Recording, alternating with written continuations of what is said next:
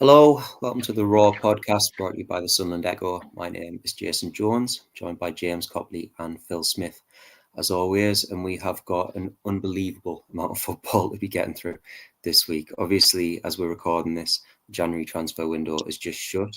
Sunderland doing a couple of pieces of business, saying goodbye to a couple of players as well. And then, of course, Sunderland played Middlesbrough at the Riverside on Monday night and recorded a rare win at the Riverside as well. 3-2 victory in dramatic circumstances, I think it's fair to say.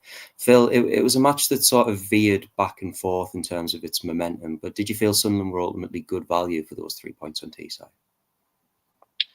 Yeah, I think so. I think by the end of the game they were. I think they were clearly fortunate to only be 1-0 down and then to get a goal via a deflection. I think that anybody who watched the game, anybody who was there, could see that Middlesbrough were much, much stronger in the first half an hour. I thought their pressing was much more aggressive than Sunderland's. And to be fair, like as we know, we've watched them for a couple of years now under Michael Carrick against Sunderland as well. Like they can move the ball really, really nicely. It's probably a game that summed up both teams a little bit in that they both can be outstanding at times, and they can both frustrate the life out of their fan base, I think. But clearly, I think this season at least, I think it's obvious that Sunderland have a little bit more resilience, which is why they have, the points gap that they do over Middlesbrough, and we probably saw that last night as well, because Middlesbrough feel they let the game get away from them after that opening half an hour. But I think on balance of play, like if you look at the chances Sunderland had over the course of 90 minutes, I do think they deserved it. I think Middlesbrough really struggled to cope with them after the first half an hour. Yes, there was a deflection for the goal. That was fortunate. Yes, the winner was an own goal, but that was all about Le Fée's quality. So he kind of created that chance. And Sunderland had a couple of massive chances after that. If you think about Mienda going through on goal, Paveda falling over the ball, which wasn't ideal, but that was a pretty good big chance. I think on balance of play at the end of the game, Sunderland deserved it, albeit they definitely had a little bit of luck in the first half an hour for sure. I mean, we'll come on to Enzo Le Fée in a moment because I know how highly you rated his performance last night, Phil. But James, a really vital 3 points as well when you think about what it means in terms of Sunderland just being able to keep pace with those teams above them. Yeah, it was really important. I thought it was a tremendous game. First 30 minutes, obviously Sunderland were a little bit under the caution. I was genuinely quite worried, but this team always seemed to sort of bring it back around in terms of their mentality during games. And I just thought it was a tremendous contest. I thought both sets of supporters were absolutely superb, made for a great atmosphere. Nobody wants to see Burnley Leeds 0-0 draw, a ball draw, and we certainly didn't get that here. It was a good contest. Great to watch, really enjoyable fixture. There was no real refereeing controversies, and it was just a really good game of football. That win against Middlesbrough means that Sunderland surpassed last season's points total of 56 in 16 games fewer, which I suppose underlines how bad last season was and how well they've done this season. And Sunderland haven't lost in the Championship this year. They're still unbeaten at home in the league, and I think it's the first league double home and away over Middlesbrough since 1962. So there's lots to take away from the fixture. And a remarkable performance, a remarkable evening. The scenes at the end in front of the away end were great to watch, great to witness. And it's just one of those games where it just gives you a little bit of a suspicion that something special could be brewing. And as you mentioned, Jason, in terms of the Championship table, it's really important because it just means that Sunderland are 3 points off those promotion places now. It widens the gap again to 6th and 7th place. And I think it's all to play for. It really is. Sunderland have some huge games coming up. Leeds away jumps out. And there's so much football to be played. There'll be twists and turns along the way. So it's shaping up for a really, really interesting and fun end to Sunderland's season for sure. It's a crazy stat, that, isn't it? It's been, 62, 63 years since they've done the league double over Borough. It's just absolutely phenomenal. But obviously the man who made such a huge difference on the night, Phil, was Enzo Le Fée. Obviously got the assist for Isidor's goal and then produced a real moment of magic, I think it's fair to say, in the build-up to the own goal. I mean, what did you make of his display? Because I know you went above and beyond in terms of your match rating for him. Yeah, I gave him a 10, which maybe was me getting a little bit carried away, but it was just like, I think he was the single biggest difference between two fairly evenly matched teams. I think that's the main thing. probably, I think we saw Middlesbrough, as I mentioned earlier, their weakness defending their own box, I think was a big factor as well. But I think the thing about Le Fée was just like, I don't remember him really doing anything in the game that didn't come off. Everything he did was the right decision at the right time. Like there were times when it was genuinely a bit breathtaking. He seemed to see things on the pitch that sorry, my greyhound's just come in for a cuddle. It's distracting me. But he just seemed to see things on the pitch that nobody else could, and I think he created so many chances. I think that's the thing about Le Fée. Like often when you have these kind of really creative players with a lot of tricks in them, they can sometimes feel as if they're not particularly, I think efficient is the word Labrice would use. It's almost like tricks for flicks for the sake of doing it. But with Le Fée, it always seems to end up with a chance. I think that's the really exciting thing. He's so direct. He makes things happen. He's a treat to watch, but he's actually really productive as well. Been really unlucky not to get an assist before last night's game. And it did feel like a matter of time. I think it's so exciting. It feels like Sunderland might have one of the absolute best players in the league. And, you know, whether that's going into an automatic promotion race, whether it's going into the playoffs, it just feels absolutely massive. And you have to think he's only going to get better from here as well, which is pretty exciting. I mean, there's sort of a couple of points to make, James. One being that we still haven't actually seen him in his preferred position through the middle, which is obviously a hugely exciting prospect. And then also, it would appear that him and Wilson Isidor are really building a good understanding. Obviously, we saw it in the build-up to Isidor's goal, but there were a couple of moments last night where Le Fée just seemed to almost instinctively play into spaces, knowing that Isidor would be the man looking to get on the end of it. Yeah, the pass for Wilson Isidor's goal is absolutely fantastic just to have that vision. Dan Neil actually spoke about it after the game against Middlesbrough that he seems to be developing a nice partnership with Dennis Serkin and Job as well over on that left-hand side. So that's forming a nice triangle. And yeah, he's clearly got that connection with Wilson, which is great. I thought Wilson's finish was like ice cold. I thought that was amazing to sit the goalkeeper down, to go around him and slot it home was absolutely fantastic. But yeah, there's not much else you can say about Le Fée, really, is it? It was a virtuoso display. One of the best I've seen really in a Sunderland shirt away from home in the Championship. I thought it was absolutely fantastic. As Phil mentioned, everything he did came off. You know, Labrice is talking about that connection he has with the team now. It's taken a couple of games for his quality to really show. And it, really interesting as well with Tommy Watson still at the club, which I'm sure will come on to Romain Mundle coming back in. Le Fée's mentioned Labrice has mentioned that Le Fée can play as a number 10 or a little bit further back as well.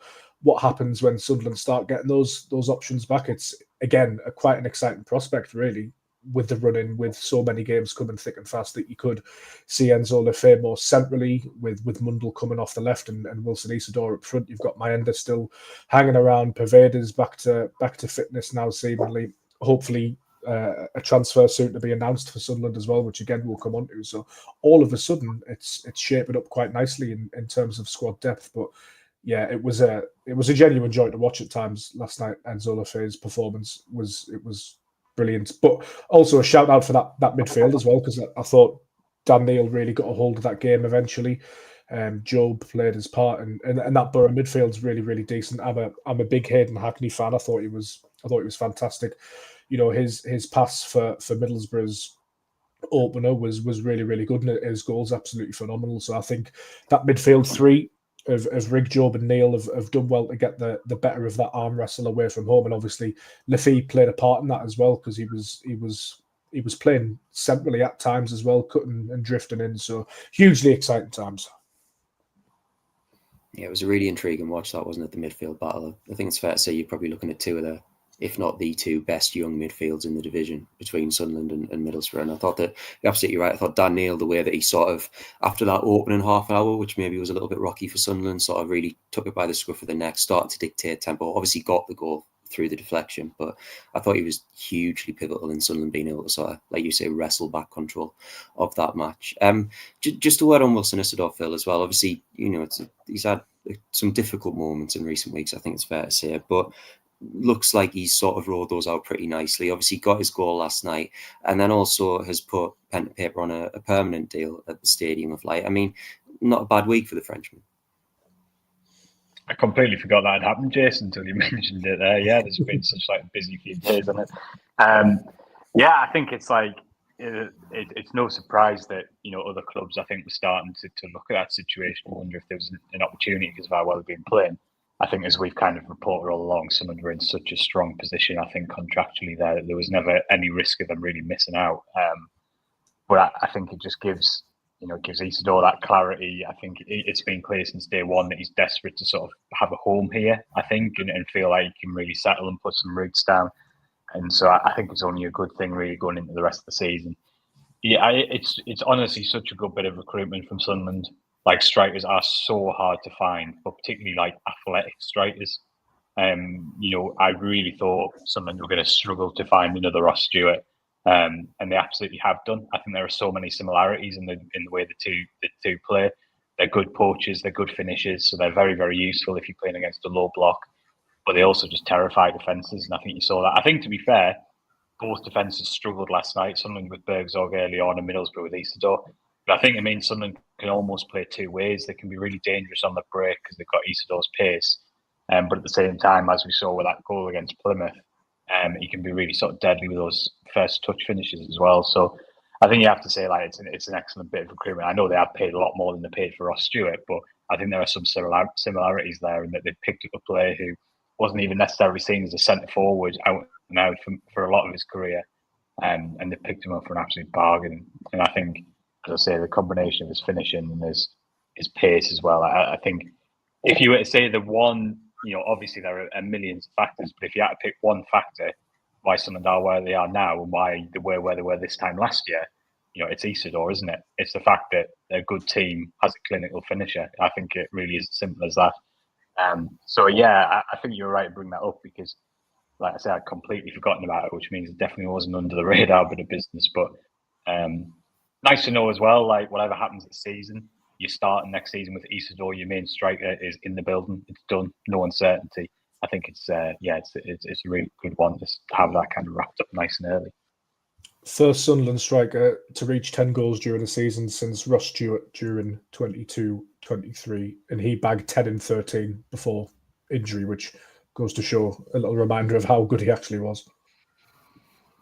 I mean, I think that says it all, really, doesn't it? It's been such a struggle to get that focal point at the centre of attack, and yeah, Isidor's just been wonderful, hasn't he? I think that the fact that it's almost laughable, isn't it? I know we spoke about it before, but when he first came in, we sat here and we ummed and ahed about whether he was going to be a left winger, whether they were going to trust him through the middle. And now, I mean, obviously, maybe he still do a job on the left, but it's almost unimaginable for him to be posted out on that left flank when you look at his return and you look at the option that he gives Sunderland. They regardless of how a game is going, knowing that you have him at the other end of the pitch and that burst of pace, the ability to stretch a defence and to get him behind, it's always going to cause a headache for another team, for an opposition. So, yeah, full credit to Wilson Isidor. And like I say, really nice to see him bounce back from what was a really difficult moment in that Burnley match. So, yeah, full kudos to him. And it would appear that he's going to have a little bit of help moving forward over the remainder of the campaign as well. Phil, Sunderland wrapped up a deal for Jayden Danns at the time of writing, time of recording, still hasn't been confirmed, but that deal has gone through. As far as we're aware, yeah, we were obviously checking this out last night and this morning, and as far as we're aware, it went through, and there were no issues, so we're just waiting for that to be officially confirmed. So yeah, as far as I'm aware, that should be done. And it's going to be a really interesting dynamic going forward because I thought Mienda had a real impact again last night. I think there are some obvious similarities in his game with Isidor's in terms of the pacing behind, and could have scored a goal later on. So it feels like there should be three, really strong options for one place, basically, which is a decent place for someone to be. It's quite hard to comment on. I don't know a lot about Jayden Danns, other than obviously what we've seen from him is exciting. I think that you're always a little bit wary of getting too carried away when a player sort of has their first loan, because some players just take to it immediately. A lot of players, need time to adapt to senior football, and it's not until their second or third loan that you really see them sort of make an impact. So we'll have to wait and see. But clearly, it gives someone a little bit of cover if there's an injury, which they really needed, and hopefully, he can sort of make a real impact as well. So I think it was we all knew at the time the Le Fée one was like a big deal. That was like a massive moment in Sunderland's season, getting that done. I think initially it's pretty obvious from the targets Sunderland were pursuing in terms of like Tom Cannon, Ben Barrett and Diaz. it's fairly obvious they wanted some championship experience up front. For one reason or another, that didn't quite happen. But I think with Dan's, they've got someone who's athletic, who's pacey, who's shown in youth football is a good finisher. So he feels like a good sort of foil or alternative to Isidor. But I think you have to say as well, like, no matter who signed, pretty much, Isidor was going to be the main man for the time being. He's earned that right, hasn't he? So I think it's fair to point that out as well. That at one point we were saying someone desperately need, a starting striker. I don't think that's the case at the moment. So fingers crossed, Dan's can just sort of shake that up a bit and offer a bit more, a bit of an alternative as well. And I mean, he is obviously a little bit of an unknown entity, James. I think he's got something like 8 or 9 senior appearances for Liverpool, but he has scored in those. He's got 3 goals to his name so far. He became the club's youngest ever Champions League starter last week when they played PSV. So there's clearly a lot of belief in him around Anfield. I've seen quite a lot of Liverpool fans online suggesting that he does have a big future at the club. And while he is, like I say, something of an unknown entity, if it comes off, it has the potential to be an exciting loan addition for Sunderland. I think so. When I've seen him, which has only been very sort of limited appearances, obviously, as he's appeared for Liverpool so infrequently, but there's definitely a player there you can see that you don't get to Liverpool's first team or on the brink of Liverpool's first team starting in Champions League games unless you've got something about you. You don't come through that academy unless you're talented. So I think from that point of view, it really makes sense. He can obviously play a couple of positions as well, can't he? He can play off the left, he can play up front. I do think he faces a huge challenge, though, just simply because of the time he's got to make an impact. I think it's really difficult. If we signed him 6 months ago in the summer and he's got the whole season, maybe he can sort of ease his way into a season. I think it's going to be tough for him. I'm not saying that he won't do anything or that he's a bad signing, because he's absolutely got something in his locker.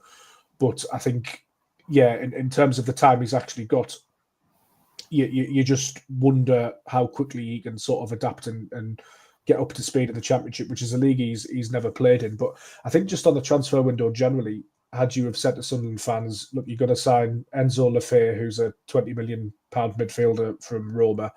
You're going to get Jadon Danns, and you're going to sign Wilson Isidor on a permanent contract, and then you're going to keep the likes of Watson Brigg, Job, Dan Neil, Anthony Patterson, whoever else. I think personally that's a pretty good window. You could maybe look at fullback and say, is there enough succession planning there? But I suspect that'll get addressed in the summer. There is cover there in terms of Luke O'Nien could go out to either fullback position, Jensen Seelt on the way back. So there are things that can be done there. And then up front, Phil mentioned that experienced Championship striker that Sunderland were looking to get, but probably just missed out on. But there's Abdullahi to come back, obviously, with the caveat that we don't know how well he's going to adapt to Championship football in the next 6 months. Trey Ogunsui as well is sort of pushing in around Sunderland's squad. Remains to be seen how much of an impact he can make or whether he'll play much at all. But, with the likes of Mundle and Watson coming back, I think suddenly that squad looks fairly well fleshed out. Obviously, you always want a little bit more, especially in the fullback areas, as I've just mentioned. But I think it's looking good. Yes, a little bit disappointing. Maybe he's not to get like a Tom Cannon or a Ben Barrett and Diaz, but generally with the form of Isidor, with what Mayenda can do as well, Roberts and Mundle and Watson, I think it looks fairly healthy at the moment. Should we talk about Tommy Watson, Phil? Because it was obviously one of the sagas of deadline day. At one point, it looked like he might be away. Then it looked as if Sunderland had sort of dug their heels in. There was talk of Simon Adingra coming in from Brighton as in a sort of part exchange loan option. There were all sorts of variables going on. I mean, ultimately, he stayed at the club. But what was the state of play with Watson yesterday?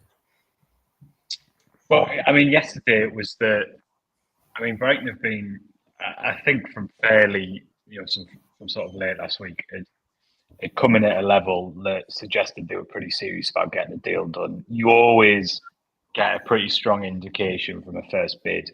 So I'm thinking back to when Ross Stewart went to Southampton, which again was late in the transfer window. Sunderland didn't accept the first bid, but everyone kind of knew that the first bid was at a level where it was like, oh, okay, they want to get this done, if that makes sense. I think that was pretty much the case here with Watson, although it fell short of someone's valuation. It was significant enough to be hang on, this isn't they aren't just tempting, having a bit of a go here. They're pretty serious about this. It never reached the point where someone accepted a fee. I know there were some suggestions about Watson travelling south. That wasn't because the deal was agreed. Whether that happened just in case, we potentially, but the deal wasn't agreed. I think the main thing from Sunderland's perspective was the briefs has been really, really clear that they wanted 2 wingers on each flank for the rest of the season, so that Watson wasn't going to go unless Sunderland could get a replacement. Now, I think there was a level that Brighton could have got to where Sunderland would have just had to say this is too good to turn down and we have to accept it, and that never quite happened. From what I understand, that Dingra had been one of Sunderland's main targets going into the window, but they were quite realistic that Brighton weren't particularly keen to let him go, and the player wasn't sure about dropping down to the Championship. So I'm not sure that was ever too much of a goer, although Sunderland were definitely very interested in him. Casey McAteer was obviously one of the other names that was on Sunderland's radar. Again, Leicester were very, very clear that they weren't prepared to let him go unless they could get a winger, which always seemed unlikely. So to be honest, I think by mid-afternoon, it was a deal that looked quite unlikely in terms of Sunderland struggling to get a replacement, and Brighton hadn't quite reached the level where Sunderland were happy to let them go regardless. So I know that the Brighton pushed again later on, and it's definitely something that could have happened, but it didn't. And I think that Sunderland's kind of view all the way along was we need Watson, like we need 2 left wingers. Obviously, Mundell will be back soon, but he's had a hamstring injury for a long period, so you don't know how long it's going to take him. Sunderland need 2 orthodox wingers out on that left flank. And so they were really looking to do it. And I think their view ultimately is that, look, at the moment, I think there's an acceptance that Watson seems unlikely to sign a new contract, which means he will probably go in the summer. But I think Sunderland's view is that they will still be able to get a decent fee at that stage because of the level of interest in him. So I think it was a bit of a pragmatic decision in the end to say, look, let's not do this now. Let's reassess him in the summer because he's still got an important part to play. I know, there's been some chat about him travelling to Brighton and stuff. I don't get the sense that there's a huge amount of sort of acrimony behind the scenes about that. Like, it's football. Like, let's be real. Like, it's clear that there was a chance that the deal could go through. He's injured. He was never going to take part in the Borough game. So I don't have too many concerns in terms of him coming back into the group now and playing when he's fit. I don't think there's anything particularly to be concerned about there. I think obviously there's a realism that if he doesn't sign a new contract, he will probably leave in the summer. Sunderland's gamble, if you want to call it that, is that they're hoping that these sort of significant bids, that kind of money will still be on the table in the summer. Their view also is, look, there's promotion to play for here. How much is that worth? In excess of 100 million. So if Watson has an impact when he's back fit, then it'll be worth it. So I think it's been a tricky one for everyone. I think it would be fair to say. But it is what it is, and hopefully he can sort of get his head down now and have a strong end to the season when he's fit. And I mean, it speaks volumes, doesn't it, James, as to not only the impact that he's made at a first team level, but also the performances that he's produced with the under-21s, that at this fledgling stage of his career, we're already seeing such fervent interest in him from a club who recruit famously as well as Brighton do. He's a really good player. We've known this for about 2 years, haven't we, Jason? And we've discussed him at length when watching the under-21s. He always seems to deliver for the under-21s, always seems to stand out. Doesn't matter who Sunderland are playing. Graham Murty's side, Watson, if he's playing, will always stand out. Doesn't matter if it's in these European games, whether it's an FA Youth Cup game for the under-18s, a Premier League 2 game against Manchester City, or in the Premier League Cup against highly rated opposition towards the back end of last season in that playoff campaign. He always looks really good. So it's no surprise to me that Brighton were after him. He's not Premier League ready. I think you have to say that. But obviously you'd be going to a club where they do have clear plans and pathways and development plans. I feel like there's a lot being said about him, which is it's probably a little bit unfair, to be honest. We don't know what goes on behind the scenes. As Phil says, we know he travelled to Brighton. He's probably been advised to do that because there's a deal there to be done, and he would have needed to be close by for a medical. As Phil said, it's not like he's deserted Sunderland's squad. He is injured. He wasn't going to play a part in that Middlesbrough game. So I think it's just a case of maybe welcoming him back into the fold. He can clearly contribute to Sunderland. I do wonder though, actually, and it's maybe a wider talking point for another day, but with Chris Rigg having enjoyed the success he's enjoyed in Sunderland's first team and having been given the opportunities he's been given, whether that does not annoy but make other under-21s players sort of want that push as well because they believe they're talented. And obviously, we saw Josh Robertson go to Brighton, didn't he, without a first-team game for Sunderland. Obviously, Tommy Watson maybe perhaps would have liked to have been pushed a little bit earlier. I think anybody who watches Chris Rigg would probably agree that he's the best one out of the lot, so that's why he's been given those opportunities. But there is maybe a little bit of a flip side to Chris Rigg's push from the under-21s into the first team very early, is that perhaps it creates a little bit of an expectation that can happen so fast every time. And obviously these players as well, they back themselves and they are extremely talented. I mean, I would be a hypocrite, really, in a sense, to not understand what Watson meant, because I was calling for his inclusion towards the back end of last season when Sunderland didn't have too much to play for. So I think it's very interesting, and who knows what goes on behind closed doors. But I think he's a really good option to have coming back in for the rest of the season. And as well, a lot gets said about this ownership and has been said about this ownership group and this model and this way of doing things. Sunderland are quite often accused of being a selling club and they're just in it to make the money. And I think this really proves that they're not, doesn't it? Sunderland will sell when it suits them and when they need to.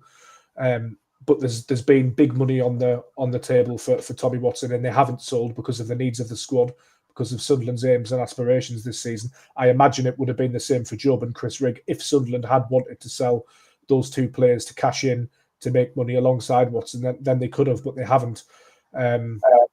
There's a little bit to criticise at Sunderland over the years from this ownership group, of course, but I think that sort of ends they're just in it to make a quick buck argument, for me anyway. And should we quickly rattle through a few of the other departures, Phil, or a few of the players who actually did depart, I should say, rather? Obviously, there were some names going into the window that we were discussing quite a lot. Naz Rusin, he's obviously got a Hajduk split now over in Croatia. Adil Al-Shish, weren't sure what was going to happen with him, but he's gone out on loan to Portsmouth. And then Abdullah Bar as well left last night, and he's gone to Dunkirk over in France. I mean, 3 exits that you feel are probably right for the players at this present moment in time? Yeah, I think they had to be outplaying. I think the Bar one, it's not ideal the way it's developed this season. Obviously, Sunderland invested in Bar, not just in terms of the initial transfer fee, but basically across like 2 seasons, didn't it?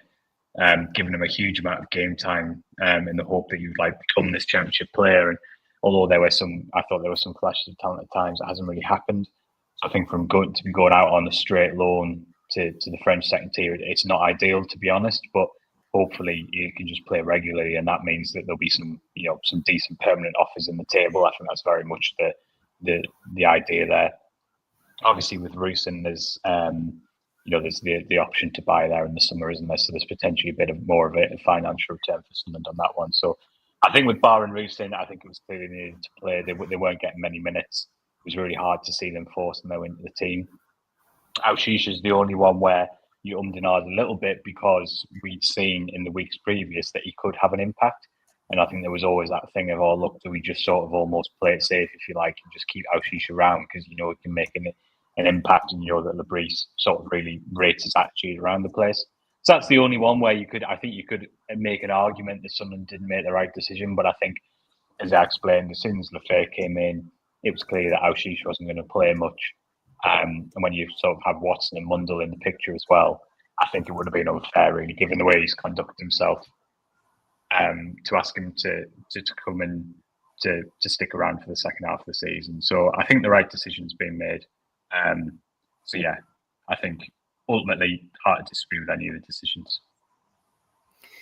And finally, James, 2 players who ultimately didn't leave the club. Joe Anderson was heavily linked with an exit, and then Jewison Bennett as well, who at one point Sky Sports had announced that he'd actually gone to Charlton Athletic. That's how close that deal seemed to be, rather. I mean, interesting to see what happens with those 2 over the remainder of the campaign.